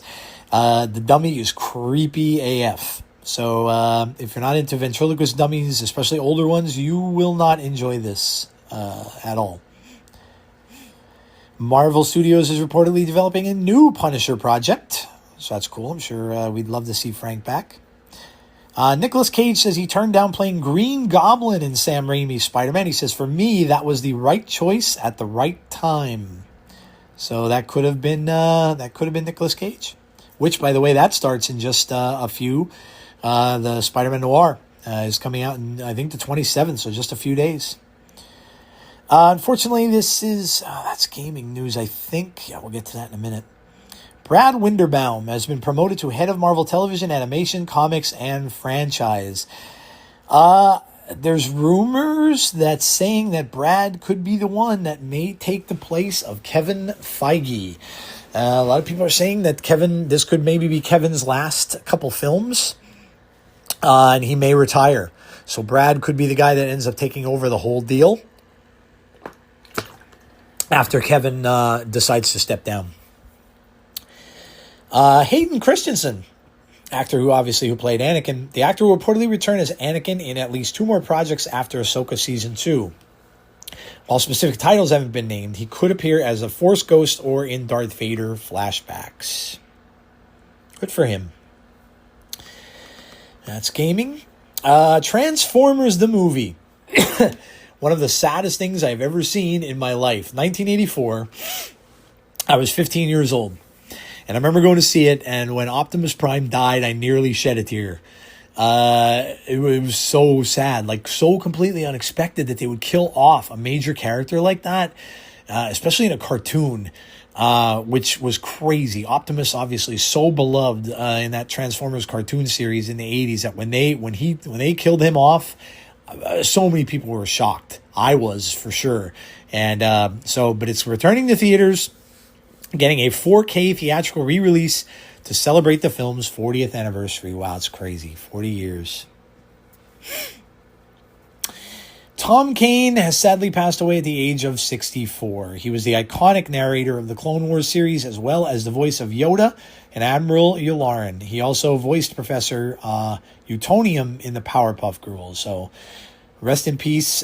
Great voice actor, and did a lot of things. Voice actors just sometimes don't get a lot of credit, and which is a shame. Like sometimes the really, really popular ones, like obviously Batman, and stuff like that. They get their due, but yeah, that's sad. And he did a lot of cool characters. So rest in peace. They put out a new Lantern trailer that people were much happier about. They got to see Hal Jordan in the green and black. People were complaining that apparently the first trailer was like, "Where's the green? Why is there no green? Why don't I see any green?" That was like what everybody was saying. Well, this you got to see some green, and he used the ring. They show like a green force shield, so you got to see a lot of that. You kind of can see where it's going. It looks as if it's going to be the introduction of Jon Stewart as the Green Lantern that may be going forward in James Gunn's universe. Could even be in the upcoming Man of Tomorrow film, and the actor's already said to be in it. So we could be seeing with Man of Tomorrow, because Supergirl's in it as well. They're bringing back Guy Gardner, Hawkgirl. They're all going to be in it. So we could be seeing an introduction to James Gunn's Justice League here, which could very well be happening, and why they're getting all these people together. But some are thinking that Hal may end up dying since he's being played by an older actor and stuff like that. So we'll see. Mentioned that already. Told you that a lot, guys. Spider-Man Brand New Day trailer info. This is obviously speculation, but this is for the new trailer. More shots of Sadie Sink, including a face reveal. First look at Tombstone. More Scorpion footage. New info. Shots of the Hulk. New trailer music. Source says it's not as good as the previous one. This is from Nerd Talk Show, by the way. More shots of the tank sequence and inside the DODC, rumored to add the swinging shots from the end of the leaked trailer. There was a trailer that leaked way, way back, even before the first trailer was shown. Either the ones with the cars flipping from the tank or the one shot immediately after that where he swings through the camera. So that is some stuff we might be seeing soon. Like I said, Spider-Man Noir premieres on May 27th. And of course that's on Amazon. Looks really good. They're going to show it in both color and black and white.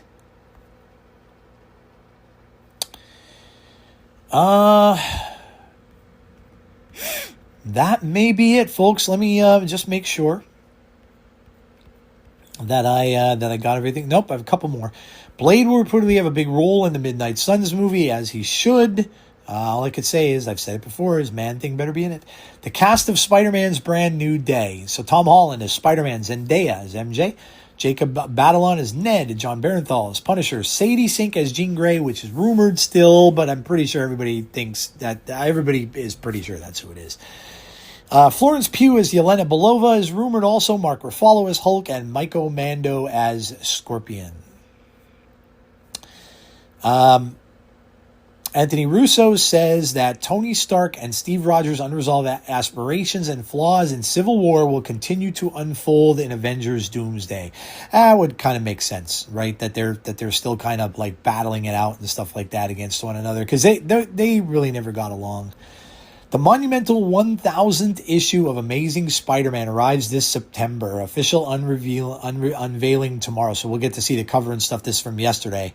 I missed that in Comics Corner, but that's crazy. 1,000 issues. And I've read many of them over the course of the years.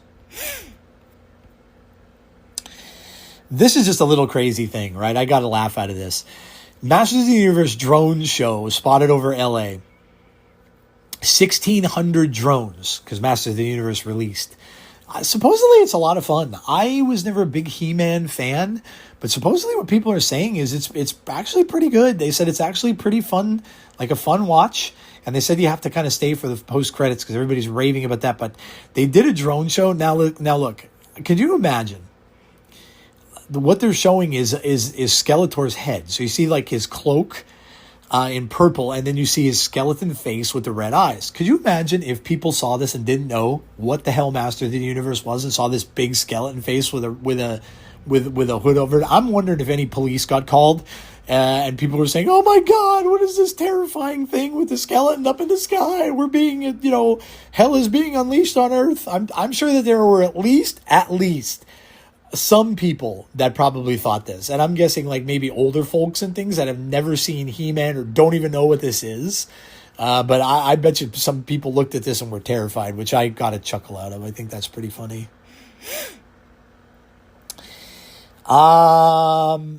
And then finally, Disclosure Day, final run time for Disclosure Day, which I am so excited for. June 12th, so it's coming. I cannot wait. 2 hours and 25 minutes long, so it's 2.5 hours. So it's pretty good length for a epic movie. But I am super, super excited for that film. So, all right, guys, that is going to do it for A Minute at the Movies. Definitely was not that. But I have one more segment to go, and it's the video game pixel perspective. So I just have a couple little bulletins about some games. The first one is Sega is moving forward with a new Crazy Taxi game. I'm not a driving game fan, but I know a lot of people who love Crazy Taxi. Unfortunately, we got a little bit of a sad announcement here. The Marvel 1943, The Rise of Hydra, has been delayed to 2026.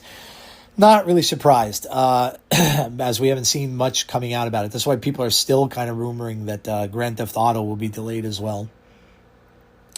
And then finally, we have the first paid expansion for the arcade-style brawler, Cosmic Invasion. Is out now for $3.99.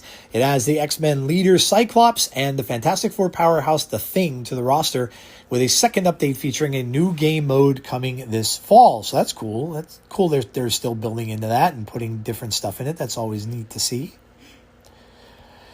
And finally,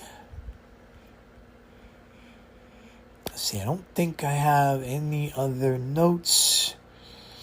Yeah, so little quick review. Like I said, I played Project 8020 through a little bit of the demo. I got stuck at a part where I just could not do the stealth, and so if you are a person who is into stealth, you may not like it, because it does seem like there's a lot of that involved, a lot of hiding and stuff like that involved, and it's just not my thing. So I'm kind of glad I was able to play the demo and realize it before I spent the money.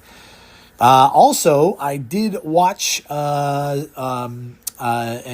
person on YouTube that was playing Batman, Lego Batman, and it like I said, it looks like it's a lot of fun. They're taking different snippets from all of the movies and things like that, but it's very immersive. Immersive to the point of where you can literally go up the buildings and look in people's windows and things like that and just see like all different stuff. Like, it's crazy. And imagine being in a cityscape in Gotham City where you could pretty much just go anywhere. It's open world, so it's not like where it used to be where you were just stuck going one place at a time. So it's pretty awesome. And plus you get the Batmobile. And the first Batmobile that you get is the one from the newest, the Batman film. So the one that looks like the streetcar. So it's really cool. I think it looks like a lot of fun. And I believe it releases tomorrow. Either today or tomorrow. I'm not really sure which day, but that looks like it's going to be a lot of fun to play. And I think that's it. Folks. Well, look, again, I apologize for the delay here. The other thing is too, I was kind of playing more Snap because I was just trying to get the Infinite for the first time in a while. So, but again, apologies for the delay. And again, thank you for all your patience. I do appreciate it. When you're starting a new job and things like that, it's rough because you kind of have to, you don't really have a set schedule. You kind of have to play by what's going on. I I have a thing tonight at GameStop. They're doing a release of the new Pokemon cards. So they're doing like late opens and stuff like that. So I've got that going on and things. And then I work, of course, like the rest of the weekend now. So, but I appreciate all of you listening wherever you might listen to the show, whether it be on audio or whether it be on my YouTube. I appreciate it. Thank you so much for doing that. And again, I'll have the 6s out for you guys to vote on the best 6 cost card in the game. Obviously, we are slowly but surely getting to the end of this season. We have, let's see what we have left now. We have the last 2 cards. Yeah, next week is it.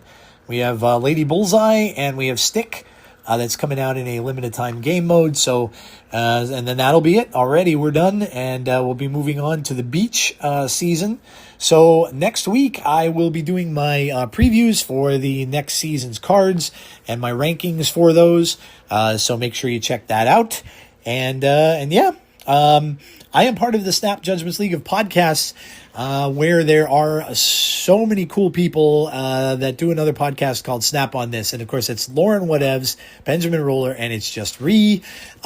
Make sure you give them a listen. They have their show out every single Friday, both on audio and on the YouTubes.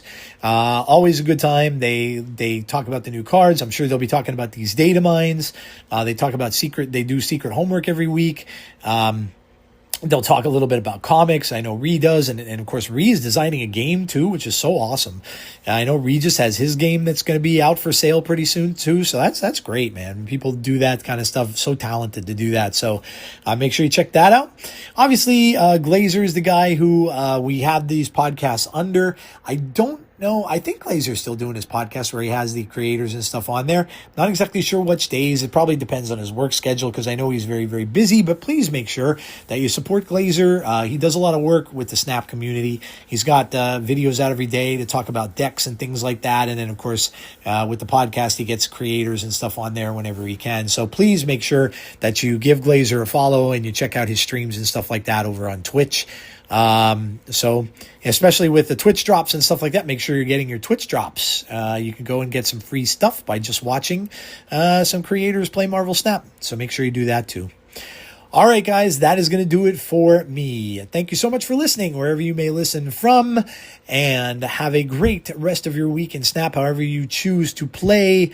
And I will talk to you all on the next episode of Snap Decisions. This is your Snap DJ signing off. See you later, everybody.